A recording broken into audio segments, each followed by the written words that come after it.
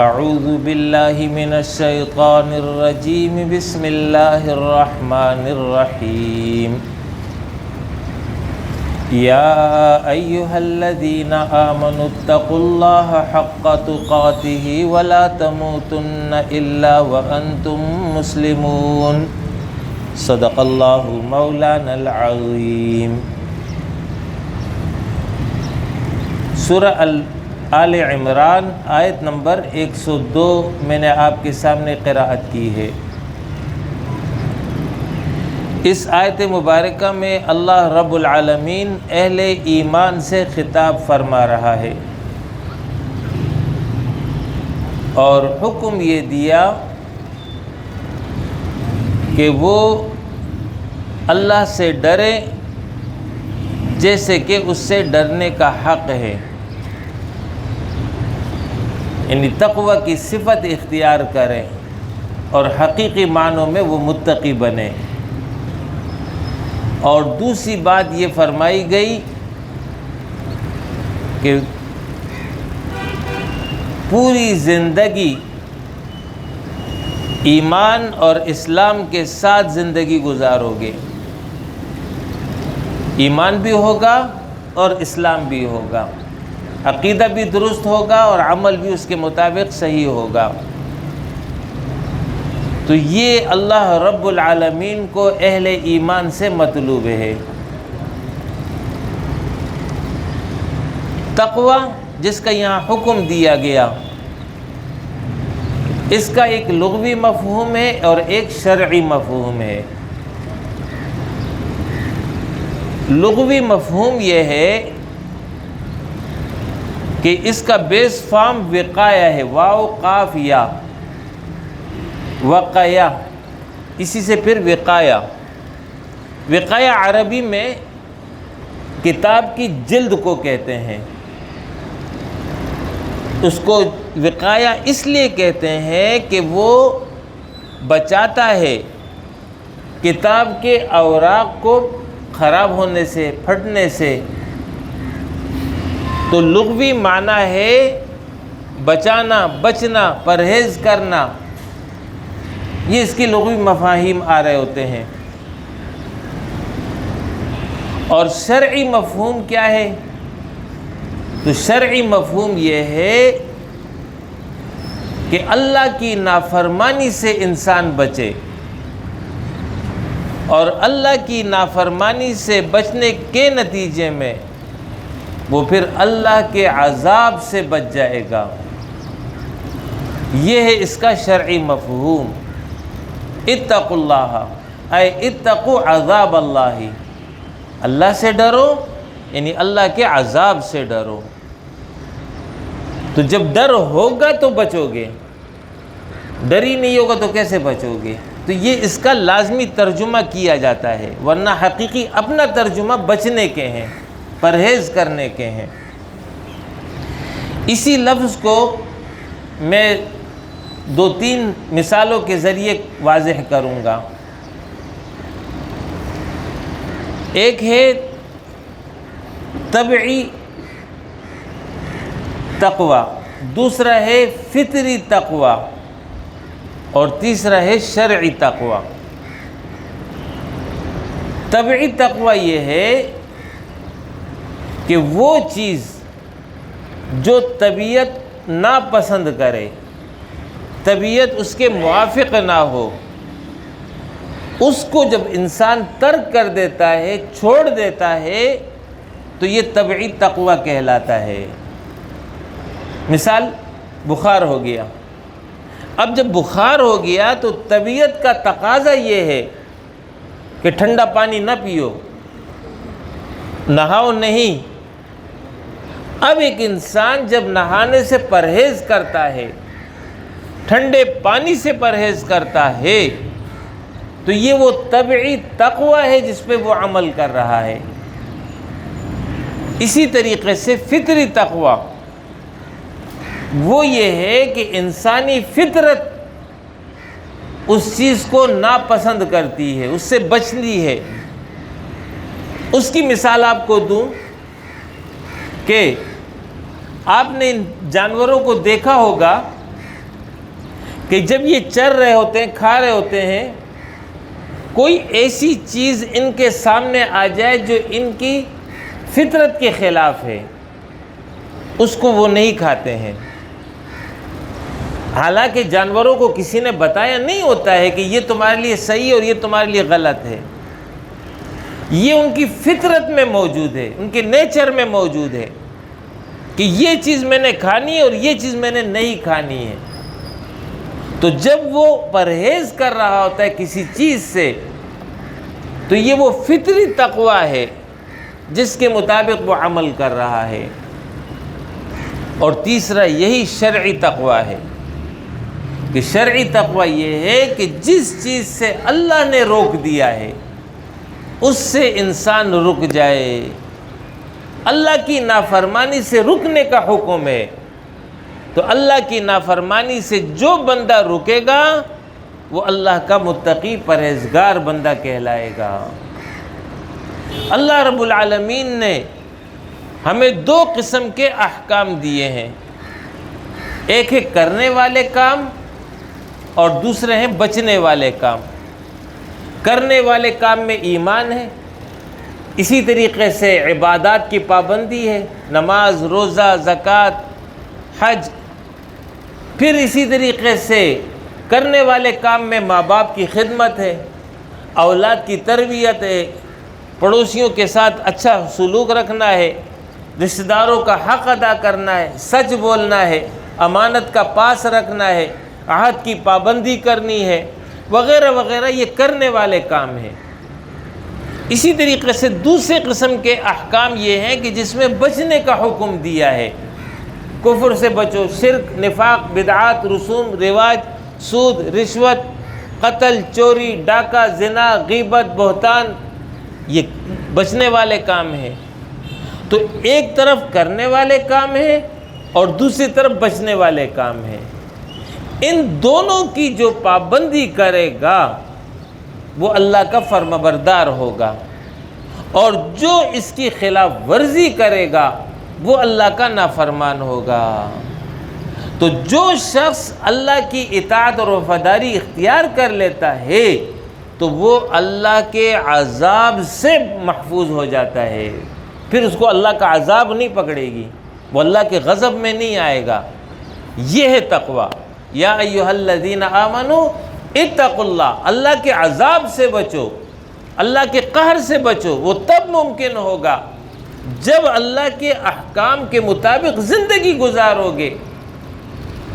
تو یہ عمل انتہائی دشوار ہے، اتنا آسان نہیں ہے، بولنے میں تو بہت آسان ہے، لیکن جب انسان پریکٹیکل زندگی میں آتا ہے تو وہاں پر پھر پتہ چلتا ہے کہ یہ تقوی ہے کیا چیز۔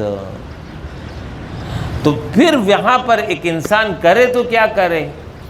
وہاں اللہ کا حکم ہے کہ یہ عمل کرو، وہاں جو ہے دل کی خواہش ہے کہ یہ کرو، دل مانگے اور دل ہو تو مانگو اور سب کی سنو کرو اپنے من کی۔ یہ جو سلوگن آپ کو دیے جاتے ہیں یہ ویسے نہیں دیے جاتے ہیں، اس کے پیچھے ایک پورا فلسفہ ہے، ایک سبق ہے، ایک پیغام ہے۔ ایک طرف نفس کی عبادت ہے، شیطان کی عبادت ہے، دنیا کی خواہشات اور لذات ہیں، دوسری طرف اللہ کا حکم اور اس کی فرمانبرداری ہے۔ اللہ کے حکم پر عمل کرو گے نفس پہ بھاری ہوگا، شیطان تمہیں اکسائے گا، دنیا کی خواہشات تمہیں بے چین کریں گی۔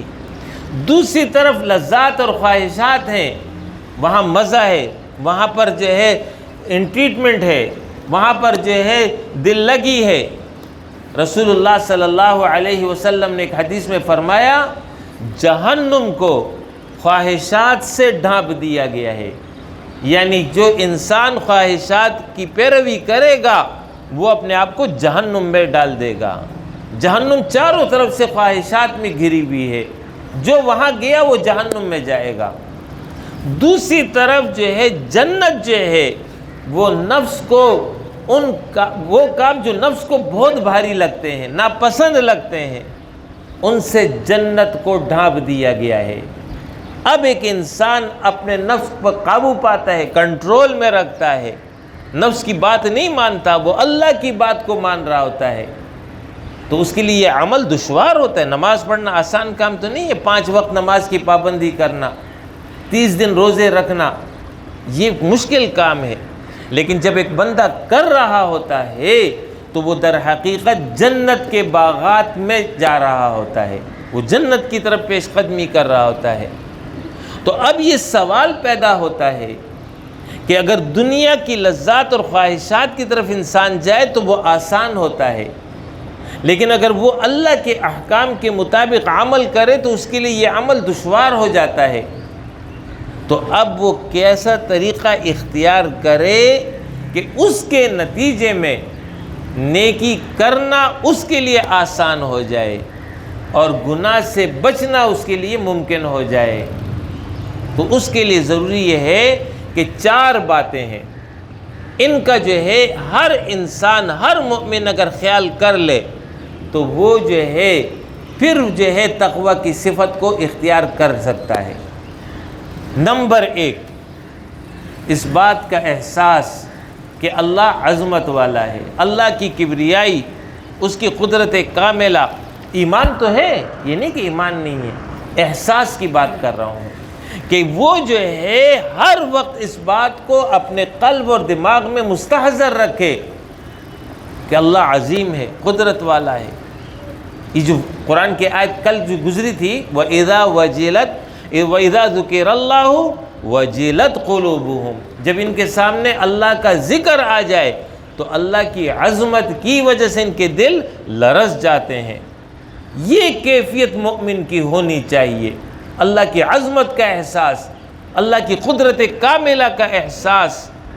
نمبر 2، اپنی بے بضاعتی، اپنی کمزوری، اپنے بارے میں یہ احساس رکھے کہ میں اللہ کی مخلوق ہوں، میں کمزور ایک عاجز مخلوق ہوں. نمبر 3، میرا ہر عمل اللہ دیکھ رہا ہے، میں انسانوں کے سامنے ہوں یا انسانوں سے چھپ کر ہوں، اپنے رب سے نہیں چھپ سکتا. علیم بذات الصدور، وہ تو دلوں کے راز کا جاننے والا ہے. اس بات کا احساس ہمیشہ اپنے سامنے رکھے. نمبر 4، ایک دن آ رہا ہے میں اپنے رب کے سامنے کھڑا ہوں گا اس حال میں کہ دائیں طرف میرا عمل، بائیں طرف میرا عمل، کوئی ساتھی، کوئی مددگار میرے ساتھ نہیں ہوگا. اس وقت میں دنیا کی اس ساری زندگی کا حساب اپنے رب کو دوں گا. اس کا احساس کر لے. یہ 4 باتیں ہیں، اگر اس کو یہ مستحضر رکھے گا، ہمیشہ اپنے قلب میں، دماغ میں ہمیشہ حاضر رہے گا، تو اس کا یہ نتیجہ ہوگا کہ اللہ رب العالمین اس کے دل پر ایسی کیفیت طاری کر دیں گے کہ اس کے نتیجے میں پھر اس کے لیے نیک عمل کرنا آسان ہو جائے گا، پھر گناہ سے بچنا ممکن ہو جائے گا. رسول اللہ صلی اللہ علیہ وسلم نے اپنے صحابہ کی تربیت ہی ایسے کی تھی کہ ان پر یہ کیفیت طاری رہتی تھی. اور اس زمانے میں جب یہ قرآن اتر رہا تھا تو آپ قرآن کی آیت کا ترجمہ کرتے چلے جائیں، آپ کو خود بخود اندازہ ہو جائے گا کہ اس قرآن کے انداز بیان سے اور اس میں جن مضامین کا ذکر ہوا ہے، ان مضامین کو جب بار بار صحابہ سنتے تھے تو ان کے ایمان میں اضافہ ہوتا تھا، ان کا تعلق باللہ مضبوط ہوتا تھا، وہ پھر نیکی کی طرف سبقت کرنے والے تھے، وہ گناہ سے دور بھاگتے تھے. یہی وہ صفت جو اللہ رب العالمین کو اہل ایمان سے مطلوب ہے، اسی کو تقوی کہتے ہیں. یا ایھا الذین آمنوا اتقوا اللہ. صحابہ کے متعدد واقعات ہیں اس حوالے سے. ان صحابہ سے جس قسم کی، جس حکم کی پابندی کا مطالبہ کیا گیا، صحابہ نے اس کو کر کے دکھایا. اگر آپ نمازوں کی بات کرتے ہیں، نمازوں میں سب سے آگے تھے، تہجد گزار تھے، شب بیدار تھے. اگر آپ انفاق کی بات کرتے ہیں تو انفاق کے معاملے میں صحابہ نے اپنے استطاعت کے مطابق جو ان سے ممکن تھا وہ پیش کیا، اللہ کے حضور حاضر کیا. اگر معاملہ اولاد کا آیا تو انہوں نے اپنے اولاد کی قربانی دے دی. اولاد کو ترجیح نہیں دی، ایمان کو ترجیح دی. اگر ان کو ہجرت پر کہا گیا کہ ہجرت کرو، انہوں نے اپنے گھر بار سب کچھ چھوڑ دیا، اللہ کی خاطر ہجرت اختیار کر لی۔ اور اگر ان سے یہ کہا گیا کہ اپنی جان پیش کرو تو اس معاملے میں بھی پھر وہ پیچھے نہیں ہٹے، اس معاملے میں بھی وہ پیش قدمی کرتے رہے۔ حضرت حرام بن ملحان رضی اللہ عنہ، عظیم صحابی رسول، قاری قرآن، ان کو جب دشمنوں نے گھیر لیا، ان کی نرغے میں آ گئے، چاروں طرف سے دشمن کا محاصرہ، وہ اکیلے تھے، ان کے پاس چند تیر تھے اور وہ چوٹی کے اوپر چڑھے ہوئے تھے پہاڑ کے۔ تو انہوں نے یہ کہا کہ میں اپنے آپ کو تمہارے حوالے تو نہیں کروں گا کہ تم مجھے پکڑ کے لے جاؤ پھر جو چاہو کرو، نہیں، تمہارا مقابلہ کروں گا، جب تک جان میں جان ہے لڑوں گا۔ تیر یہ بھی پھینکتے رہے اور تیر ان پر بھی برستا رہا، مقابلہ جاری تھا، لیکن ظاہر کب تک ہوتا، ایک وقت ہی تھا۔ آخر ایک تیر ان کے جسم پر ایسی جگہ آ کر پیوست ہو گیا کہ جس کے نتیجے میں موت کا ہونا یقینی تھا۔ انہوں نے جب دیکھا کہ میرے کو یہ زخم لگ گیا ہے تو زبان سے یہ الفاظ ادا ہو گئے، فزت ورب الکعبہ، خدا کی قسم میں تو کامیاب ہو گیا۔ یہ جو سبق جو انہوں نے دیا ہے، یہ سبق کس وجہ سے دیا؟ یہ وہ تعلق باللہ کا نتیجہ، وہ تقوی کی کیفیت تھی، وہ ان کا یقین تھا کہ میرا رب جو ہے وہ مجھ سے راضی ہو گیا ہے، یہی میرے کو چاہیے تھا۔ ٹھیک ہے میری دنیا کی زندگی ختم ہو رہی ہے، ختم ہونے دو، پرواہ نہیں ہے، لیکن میرا رب تو راضی ہو گیا، مجھے اس کے نتیجے میں جنت مل گئی ہے، یہی وہ اصل کامیابی ہے۔ یہ صفت جو ہے پھر صحابہ میں پیدا ہوئی۔ یہ تو نیکیوں کی بات تھی، بات اگر گناہ کی ہو، گناہ کے حوالے سے ان کی کیا کیفیت ہوتی تھی؟ اول تو یہ کہ گناہ کے قریب وہ نہیں جاتے تھے، ڈرتے تھے، اللہ کا خوف ہوتا تھا، آخرت کی جواب دہی کا احساس ہوتا تھا، لیکن انسان ہونے کے ناطے غلطی ان سے بھی ہوتی تھی، ایسا نہیں کہ فرشتے ہو گئے تھے وہ، نہیں، غلطی ہوتی تھی، لیکن غلطی ہونے کے بعد کیا ہوتا تھا؟ اصل شے یہ ہے، رسول اللہ صلی اللہ علیہ وسلم صحابہ کے درمیان بیٹھے ہیں، ایک صحابی آتے ہیں، حضرت مجھ سے گناہ ہو گیا ہے، مجھے دنیا کی سزا دے دیجئے، میں دنیا کی سزا برداشت کر لوں گا، آخرت کی سزا نہیں برداشت کر سکتا۔ آپ صلی اللہ علیہ وسلم خاموش رہے، اسے کچھ نہیں کہا۔ یہ نبی صلی اللہ علیہ وسلم کا طریقہ تھا کہ جب ان کے سامنے کوئی گناہ کا اظہار کرتا تو آپ تفتیش نہیں فرماتے تھے۔ ایک تو یہ کہ پردہ رہے، دوسرا یہ ہے کہ پتہ نہیں اس نے کہیں ایسا عمل نہ کر لیا ہو کہ جس کی وجہ سے حد لازم آتی ہو، یعنی قتل کی سزا یا ہاتھ کاٹنے کی سزا، تو حد کہیں لاگو نہ ہو جائے۔ تو آپ صلی اللہ علیہ وسلم کی کوشش یہ ہوتی تھی کہ معاملہ خاموشی کے ساتھ رہے۔ تو آپ نے جو ہے اس کی بات کو سنا لیکن کوئی جواب نہیں دیا اور اپنی مجلس جاری رکھی۔ اس میں نماز کا وقت ہو گیا، آپ صلی اللہ علیہ وسلم نے نماز ادا فرمائی۔ نماز ادا فرمانے کے بعد وہ مجلس پھر شروع ہو گئی۔ جب مجلس پھر شروع ہوئی تو وہ صحابی پھر اٹھ کے آ گیا، اللہ کے رسول مجھ سے گناہ ہوا ہے، مجھے سزا دے دیجئے، میں حاضر ہوں۔ آپ صلی اللہ علیہ وسلم نے فرمایا تم نے ہمارے ساتھ نماز نہیں پڑھی؟ جی میں نے تو نماز پڑھ لی آپ کے ساتھ۔ فرمایا جاؤ، اس نماز کی وجہ سے اللہ نے تمہارے اس گناہ کو معاف کر دیا۔ ان الحسنات یذہبن السیئات، نیکیاں گناہوں کو مٹا ڈالتی ہیں۔ تو یہاں پر آپ دیکھیے گا کہ اس صحابی کا عمل کیا تھا، گناہ ہوا ہے، غلطی ہوئی ہے، لیکن آ گیا پیغمبر کے پاس کہ مجھے دنیا میں سزا دے دیں، دنیا کی سزا برداشت کر لوں گا، آخرت کی سزا نہیں برداشت کر سکتا۔ ایسی بھی صحابہ اور صحابیات تھے جنہوں نے حد لگوانا گوارا کر لیا، رجم کی سزا قبول کر لیا، آخرت کی سزا سے بچ گئے۔ یہ وہ صفت اور کیفیت ہے جو اللہ رب العالمین کو اہل ایمان سے مطلوب ہے کہ وہ پھر نیکی کی طرف پیش قدمی کریں، وہ گناہ سے دور رہیں۔ یا ایھا الذین آمنوا اتقوا اللہ، اللہ سے ڈرتے رہو۔ رمضان کا مقصد بھی لعلکم تتقون، تمہارے اندر تقوی کی صفت پیدا ہو جائے، تعلق باللہ مضبوط ہو جائے۔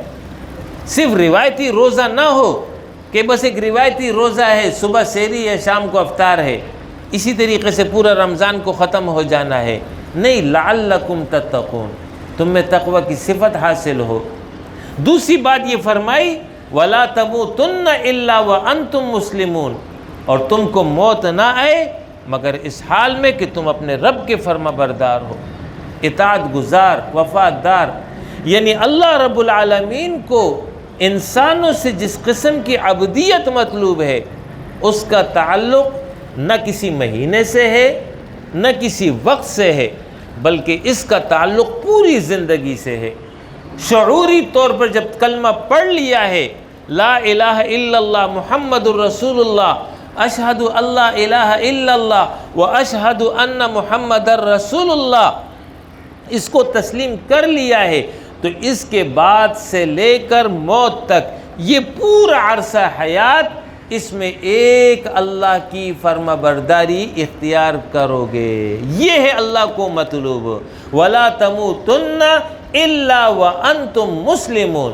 اور دوسری جگہ اللہ رب العالمین نے اس کو اس طرح بیان کیا کہ قُلْ إِنَّ صَلَاتِي وَنُسُكِي وَمَحْيَايَ وَمَمَاتِي لِلَّهِ رَبِّ الْعَالَمِينَ، آپ کہہ دیجئے میری نماز، میری قربانی، میرا جینا، میرا مرنا، یعنی جینا پوری زندگی، اور میرا مرنا یعنی موت بھی، یہ سب کا سب ایک اللہ کے لیے ہے۔